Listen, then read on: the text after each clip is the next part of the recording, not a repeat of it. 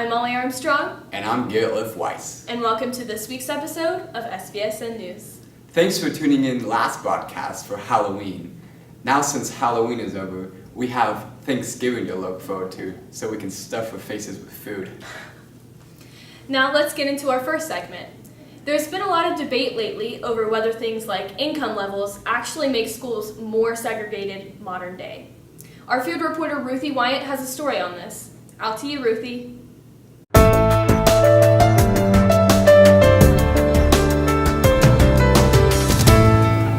Thanks, Molly and Garrett. Today, 40 years later, American schools are still dealing with segregation. According to the Slate.com, school segregation has increased going from 42.7% in 1968 to 51.4% in 2011 in the Northeast. Today in New York, 64.6% of black students attend hyper-segregated schools. In New Jersey, it's 48.5%. In Pennsylvania, it's 46%. And there are many other schools in which this is happening. More than half have poverty rates above 90%. To contrast, just 1.9% of schools serving whites and Asian Americans are similarly impoverished. In a report from Journey for Justice Alliance, these schools are understaffed, under-resourced, and most likely to face closures. Schools closed by shrinking budgets and characterization. The vast majority are in the communities of color, even as the geography of schools dysfunction includes predominantly white areas. According to the Washington Post, many black children still attend schools in racially and economically isolated neighborhoods, while their families still reside in the lonely islands of poverty. Back to you, Molly and Garrett. Thanks, Ruthie, for that excellent story. Alright, time for our next segment. Here at Piketon High School, we have a thing called Mix It Up Day. It's where junior high kids have to sit in a seat that they usually don't sit in to make new friends. And Hannah has more on that subject. Out to you, Hannah. Thanks, Molly and Garrett. Here's some footage of the junior high's Mix It Up Day. Last Tuesday, our junior high participated in our 5th annual Mix It Up Day.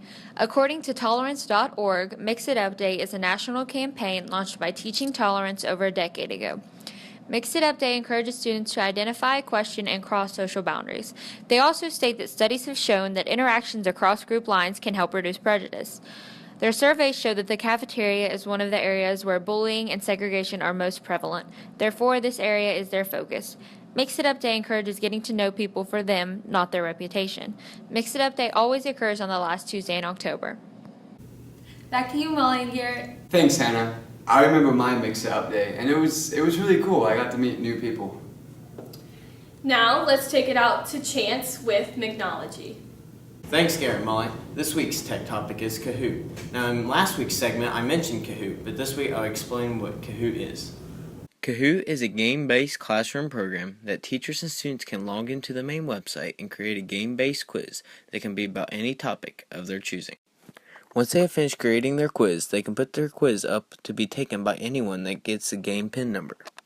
Anyone wanting to take the quiz can pull up Kahoot on their cell phone, tablet, or computer. Once they have pulled Kahoot up, there is an option to enter the game pin number. After you enter the game pin number, Kahoot will ask you for a name to be recognized by. Once you enter your name, it will put you in the Kahoot quiz waiting list. When the host starts the quiz, it will give you the question and 4 answers to pick from. There is a short time limit for you to answer in. The faster you answer, the more points you get if your answer is correct. At the end of the quiz, it gives the host the results of the quiz and the quizzers their scores and their overall rankings of the quiz. And now out to Miss Gilbert's room, where we will get to see Kahoot in action. Wait, I didn't get, what was your name? My name's Papa.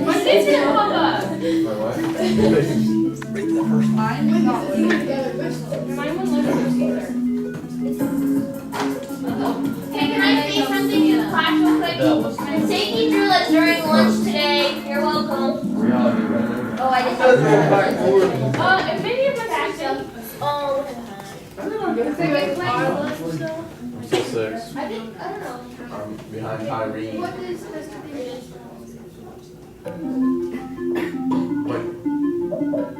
My thing is lagging. What? I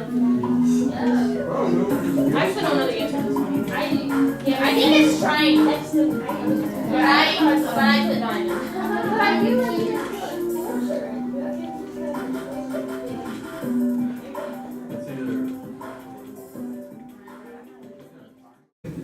I believe as we continue to use technology in the classroom that it will continue to give us the best education possible.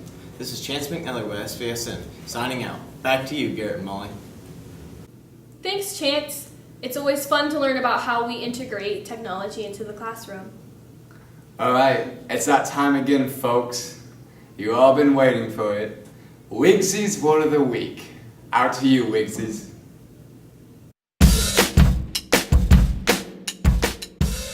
Hey, it's Wigsy, and this is my word of the week. Pterodactyl. Pterodactyl means a petty lie. Hey, Wigsy. Hey, kid. Like my drawing? Yeah, it looks good. Pterodactyl.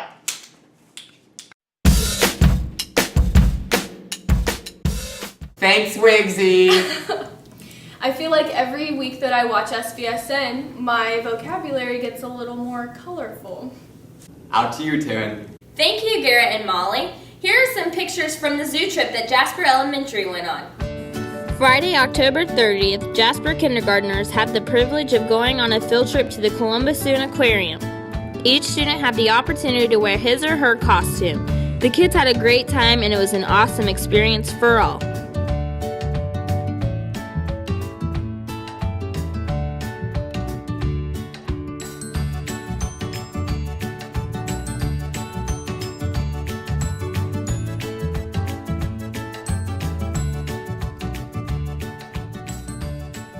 Back to you, Garrett and Molly.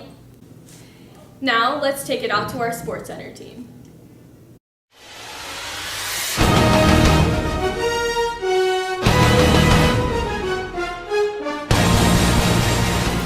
Welcome to the 6th episode of SVSN. I'm your sports anchor, Gabe Burkheimer. I'm your fill anchor, Ethan Crabtree. Ethan, I wanna thank you for filling in and welcome you to the show. Thank you, Gabe. It's not a problem. How was your Halloween weekend? My Halloween was awesome. How was yours? It was very nice. I dressed as a very handsome man myself, and I received lots of candy. With this passing, though, of Dia de los Muertos, it opens the door for more holidays that I enjoy, such as Thanksgiving. I like to fill my gullet with giblet. I like to eat Christmas cookies. The possibilities are endless. Speaking of the passing, the Red Streaks football season ended this past week, and with football, it's not just high school. It comes more like the collegiate level, the NFL. Speaking of college, there's a lot of debate lately about who's going to be the Heisman winner. Our very own Eric Mullins has more on the Heisman contender. Out to you, Eric. My Heisman prediction is Leonard Fournette. Dude's a beast. Tears every defense apart. Has over 150 yards rushing almost every game this year. Over 200 in some games. He's my prediction to win the Heisman. Thank you, Eric, for that. No. Thank you, Eric, for that tantalizing report. Well, Ethan, I regret to inform you, but our episode here for sports section is going to be cut kind of short. Now, I apologize to our viewers out there, but this concludes our 6th episode of SVSN. I'm your sports anchor, Gabe Burkheimer. And to all you out there in the valley, keep it classy.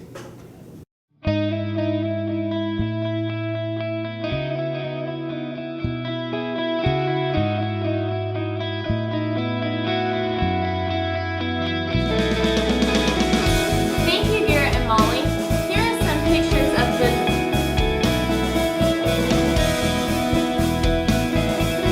Yeah, touch it. Yeah. Okay, you're good.